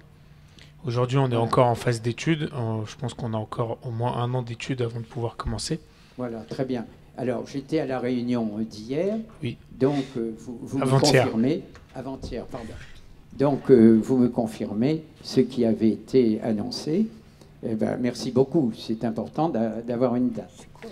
Mais nous constatons donc qu'il y aura un temps de simultanéité entre les travaux de la rue du commandant Mouchotte et le chantier dont vous venez de nous présenter avec toute sa complexité. Voilà. Bon. En soulignant ça, je veux juste dire qu'il y aura sans doute des précautions à prendre pour que la vie des habitants de Mouchotte ne soit pas trop perturbée, sachant que nous avons des capacités de résilience à Mouchotte, parce qu'en matière de travaux environnants, eh bien, nous sommes bien servis. Et d'autre part, il faut penser que entre le jardin atlantique et cet immeuble, il y a aussi un projet qui seront des travaux moindres du projet Oasis. Mais enfin, c'est beaucoup plus modeste par rapport à cela. Merci. Encore une fois, en tant que président d'Alta Entreprise, je peux répondre que pour notre immeuble, et on a été particulièrement alertés, prévenus, et que nous devons travailler conjointement, en tout cas dans la période de travaux, en fonction des chantiers environnants, dont on ne maîtrise pas le début, à part celui qui vient de nous être annoncé de la rue du Commandant Mouchotte, mais on mettra en place avec l'entreprise qu'on aura sélectionnée, puisque nous n'avons pas encore sélectionné d'entreprise de travaux, un processus de manière à gêner le moins possible les habitants, puisque c'est quand même, nous, notre objectif, c'est de rénover des bâtiments, c'est pas d'embêter ceux qui habitent autour. Voilà. Oui. J'ai une question.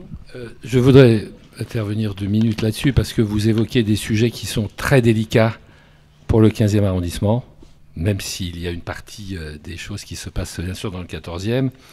Notamment, nous, mairie du 15e, nous sommes très hostiles au projet Oasis. Voilà, je tiens à le dire ici, pour ceux qui ne le sauraient pas. Nous nous sommes opposés à ce projet, nous avons voté contre, nous continuerons à nous battre pour que ce projet n'aboutisse pas.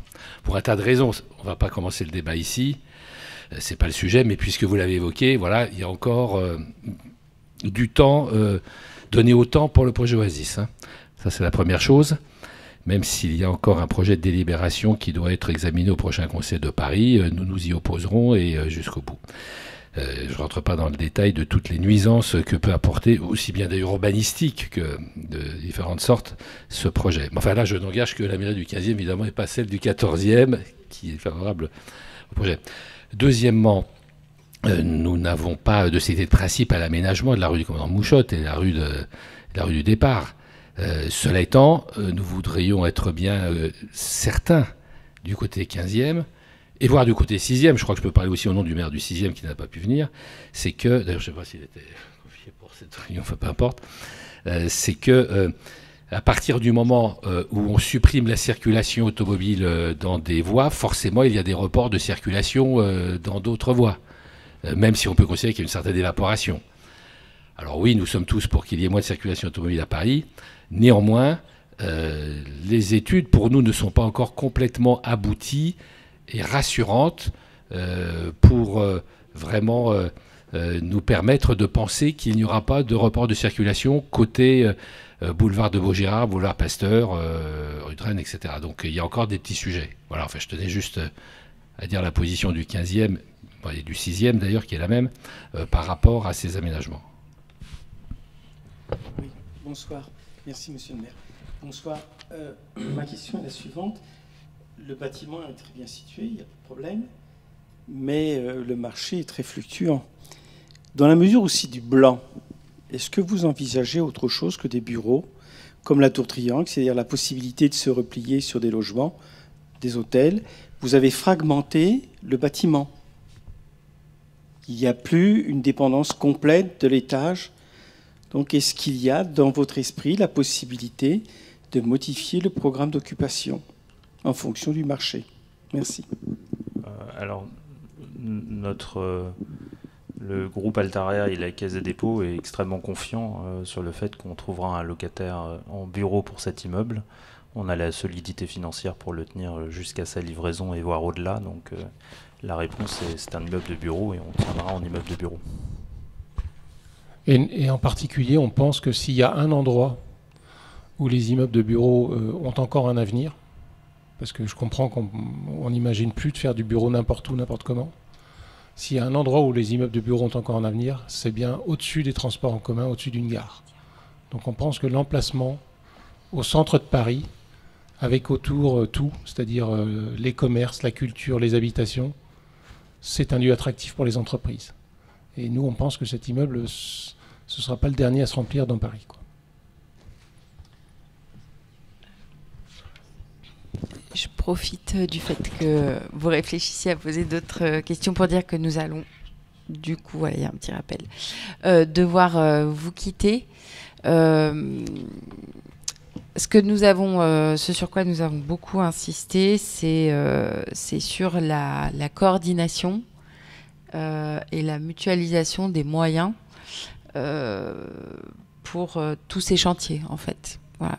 Et c'est là-dessus que nous avons beaucoup insisté. Je pense que là-dessus, la ville de Paris, elle a vraiment son rôle à jouer pour imposer et contraindre, voilà, les différents opérateurs. Très concrètement, on veut... après, ce sera sublime là-haut. Il n'y a aucun problème. Et je ne suis pas Altaria, mais je pense aussi qu'au-dessus de la gare Montparnasse, dans Paris, intramuros, avec la vue aussi de cet immeuble que permet cet immeuble, il y aura des locataires. Ce qu'on veut, c'est que ce soit chouette et mieux à tous les étages. Voilà. C'est-à-dire qu'un immeuble de bureau avec une hauteur pareille, ça vit dès le début, en fait, en bas. Ça vit au milieu. Et je sais que vous avez aussi beaucoup de mal, alors, enfin, en tout cas, que c'est très difficile avec la SNCF pour régler de manière conjointe et profiter aussi de ce chantier pour régler les problèmes de climatisation. Enfin, je veux dire, c'est très impactant pour les habitants. Hein. Donc, voilà. Et que chacun se renvoie la balle aussi. Hein, quand c'est Altaria dit c'est pas de ma faute, c'est la SNCF. La SNCF dit c'est pas de ma faute, c'est Altaria. Et Altaria dit c'est pas de ma faute, ou la SNCF dit c'est pas de ma faute, c'est je ne sais qui. Donc, on dit qu'il y a vraiment quelque chose à faire de ce point de vue-là, que des camions qui arrivent pleins, parce qu'un chantier, même si les emprises chantiers de ce chantier ne sont pas complètement prévues sur le sol, on va dire, mais beaucoup en hauteur, d'accord. Donc, mais n'empêche qu'à un moment donné, il y a des camions, ça repart à plein ou à vide. Il y a des choses là-dessus à mutualiser, parce que c'est vrai que là, on parle d'un chantier, mais quand celui de la tour va commencer, il y a quelques petits sujets qui, à un moment donné, vont se poser, et on ne va pas se battre avec Philippe Goujon sur où repartent les camions, parce que je pense qu'il y en aura pour à la fois le 15e et à la fois le 14e. Mais en fait, c'est que ce qu'on dit, c'est que la méchante maire du 14e arrondissement, elle ne va pas piétoniser tout de suite la rue du Départ ni la rue du Commandant Bouchotte, mais c'est qu'à un moment donné, en fait, le nombre de camions qui sont nécessaires pour ces chantiers et peut-être même pour le fonctionnement de ces bâtiments, ça ne passera pas et ça ne passera plus. Voilà, je le pense vraiment. Donc à un moment donné, on l'a vu déjà sur un chantier, Gaîté, peut-être pouvons-nous tirer l'expérience de l'organisation de ce chantier. Voilà. Donc du coup, je pense y compris qu'il y a peut-être un sujet fret. Enfin, je le redis parce qu'on est aussi au pied d'une gare et il y a aussi peut-être un sujet fret. Mais je sais aussi que la SNCF ne l'entend pas et ne veut absolument pas entendre parler, ni même, je ne sais pas, y travailler. Mais ça passera pas. Enfin, je veux dire, 300 camions... voilà, 200 camions pour le chantier, 200 pour l'autre et 50 pour l'autre, c'est pas possible. Voilà. Donc, c'est pour ça qu'on insiste vraiment, c'est-à-dire qu'on comprend et jamais, en tout cas nous, on dira contester l'utilité et l'intérêt de ce projet, c'est sûr, voilà, parce qu'on ne laisse pas un bâtiment vide et on ne laisse pas un bâtiment fonctionner comme ça en très mauvais état. Mais on dit que quand on est Ville de Paris, Altaria, SNCF, les copropriétaires de la tour, etc., on a les moyens financiers pour que tout se passe bien et mettre en place les procédés les plus innovants, ceux qui coûtent un peu plus cher, ceux qui, etc., pour faire en sorte que ça se passe bien. Voilà. Et du coup, j'aime pas faire ça, mais là, vraiment, on doit y aller. Donc, je n'écouterai même pas la réponse de Monsieur Blanc, mais vous me raconterez, je compte sur vous. Voilà. Désolée, merci pour avoir tenu cette réunion, en tout cas. La réponse, vous la connaissez puisqu'on vous l'avait déjà donnée. Oui, on va tenir compte de tout ça. On a l'habitude des très grands chantiers en milieu urbain. On a livré récemment le cœur d'ici, les Moulineaux, dans lequel on a fait un chantier de 105 000 m², entouré entièrement de logements. Et on avait mis en place toutes les procédures avec un numéro de téléphone portable affiché sur le chantier pour les habitants, avec un maire au moins aussi dirigiste et sévère avec nous quand on sortait des clous. Et donc voilà, on a respecté les horaires qui nous avaient été donnés et essayé de minimiser au maximum notre impact sur les gens qui habitent autour. Puisqu'encore une fois, notre métier, c'est de rénover des immeubles, c'est pas d'embêter les gens qui habitent autour. Voilà, même si un chantier, ça fait forcément un peu de bruit. Mais on essaye de le faire au minimum Voilà. Merci, je me permets juste de compléter sur ce point de la coordination des chantiers pour dire qu'à l'échelle du quartier, il y a une mission spécifique qui va démarrer en janvier 2023 avec la direction de la voirie et des déplacements pour mettre en place ce mécanisme de coordination. Ça veut dire qu'il y aura des réunions régulières avec tous les porteurs de projets, comme l'a dit M. Blanc, qu'on contraint, avec des personnes de la direction de la voirie et des déplacements et de leurs prestataires ingénieurs spécialistes là-dessus pour optimiser les emprises de chantier et les circulations de camions. Donc pour les regrouper et pour réduire l'impact sur l'espace public. Donc c'est une mission qui commencerait en 2023 pour 2 ans et qui serait renouvelable en fonction de tous les chantiers qu'on vous a montrés auparavant. Donc il y a une première phase dès le début d'année prochaine de collecte de l'information. Donc on va convoquer tous ces différents porteurs de projets et au fur et à mesure des ouvertures de chantier, ils auront des autorisations d'emprise sur l'espace public pour installer leurs baraquements qui seront coordonnés avec tous ces chantiers. Voilà, et on a prévu un budget, on sait que ça coûte un peu plus cher de faire tout ça, donc c'est bien inclus dans notre budget, voilà, puisqu'on s'est déjà fait remise à l'ordre il y a un certain temps par les 2 élus à qui j'ai donné mon numéro de portable, au cas où il y a des problèmes. Bonsoir.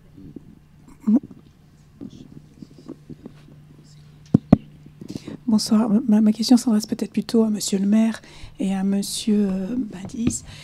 Comment ce projet va-t-il s'intercaler et s'articuler plutôt avec la réfection de la tour Montparnasse, des 14 premiers étages, de la tour du CIT, du centre commercial? Moi, j'avais cru comprendre que ces travaux commençaient au mois de mars de l'année prochaine. Comment ça va se... J'avais entendu dire que le souterrain du Maine allait être fermé à la circulation pour pouvoir y garder des machines, outils, etc. Qu'est-ce qui va se passer? Alors, effectivement, tous ces projets sont en cours de développement, mais avancent à des rythmes un peu plus variés. Sur la tour Montparnasse, il y a un permis de construire qui est en cours, sur lequel il y a un recours. Donc les travaux ont été décalés. Il n'y a pas de début des travaux, à ce que je sache, à court terme. A priori, il y aura une première phase également de curage, donc de travaux intérieurs, qui pourrait commencer l'année prochaine, mais sur lequel le permis n'étant pas encore définitif, on n'a pas de date. En ce qui concerne le CIT, il y a un permis qui a été délivré cet été. Donc pareil, je n'ai pas encore de date de commencement de travaux. Je pense que depuis les derniers échanges en 2020, tous ces projets se sont un peu décalés. C'est également pour ça que sur les espaces publics, on souhaite commencer par le côté de la rue du Commandant Mouchotte, ce qui nous permet de prendre un peu d'avance sur les projets de la tour Montparnasse et du centre commercial et pouvoir se raccorder à eux dès que ces calendriers seront clairement définis. Sur le tunnel de l'avenue du Maine, il n'y a pas d'intervention à court terme de fermeture de circulation. Les études qu'on a pu montrer avant-hier, c'est plutôt pour implanter des pistes cyclables dans ce tunnel pour suivre le plan de Vélopolitain. J'allais dire malheureusement ou heureusement, ça dépend de quel point de vue on se place, ça ne s'arrête pas là. Mais pour compléter ce que vous venez de dire, bon, j'évoque même pas toutes les transformations de voirie qui vont être colossales, hein, notamment sur la place du 18 juin.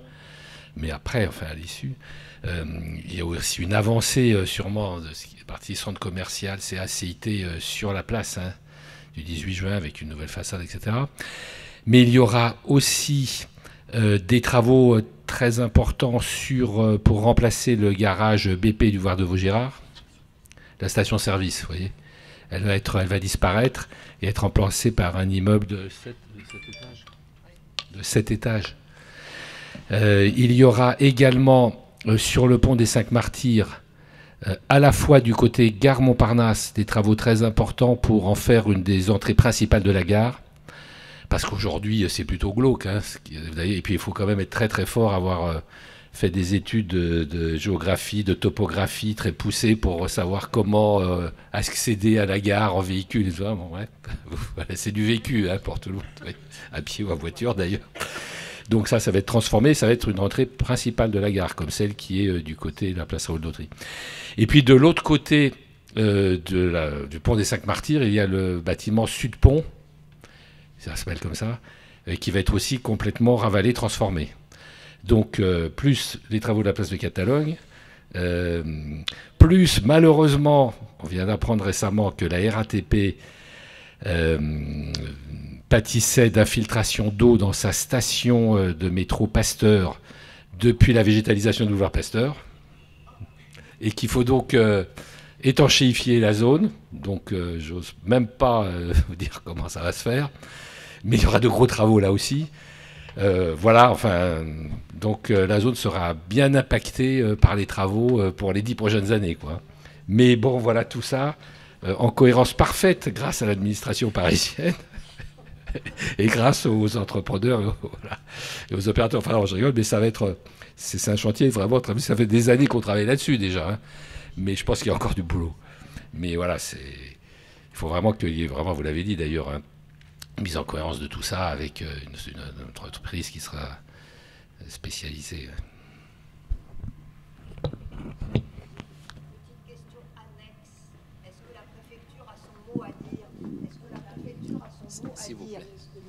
Est-ce que l'administration, côté gouvernement, a son mot à dire à tout ça?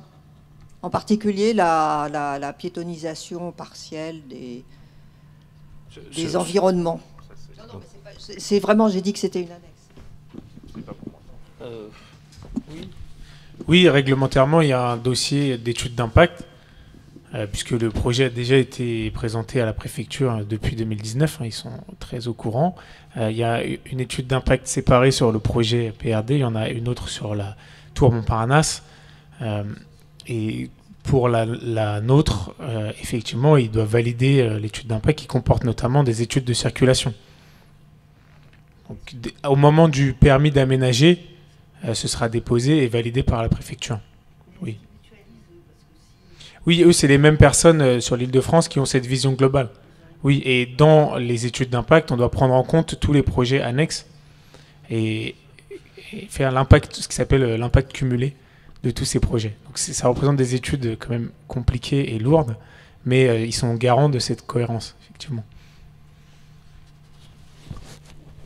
Dans notre projet, on transforme des places de parking voiture en places de parking vélo et moto. Donc il y aura moins de voitures que ce qu'il y en avait avant.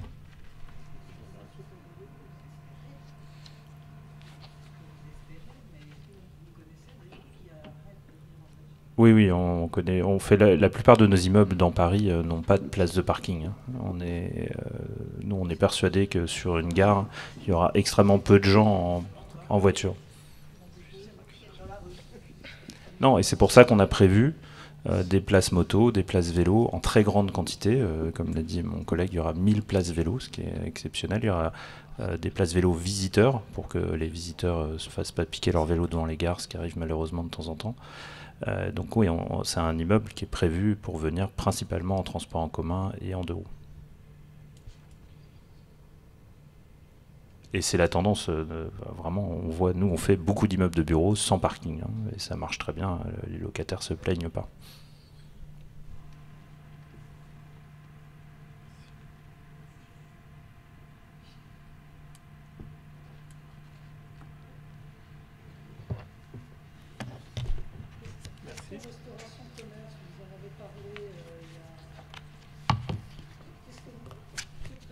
En restauration et commerce?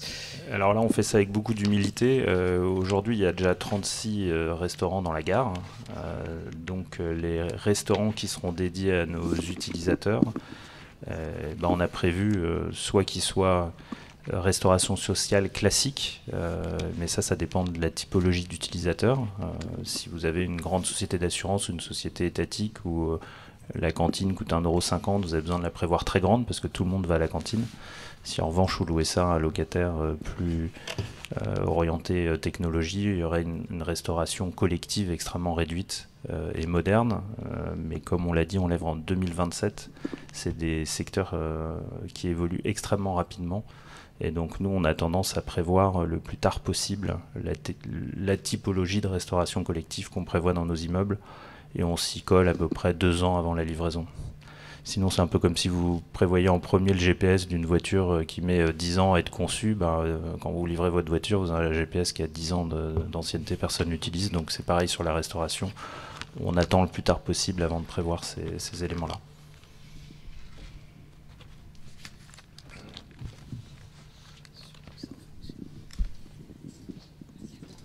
S'il n'y a pas d'autres questions, je vous remercie tous de votre attention et j'espère qu'on vous gênera à minima.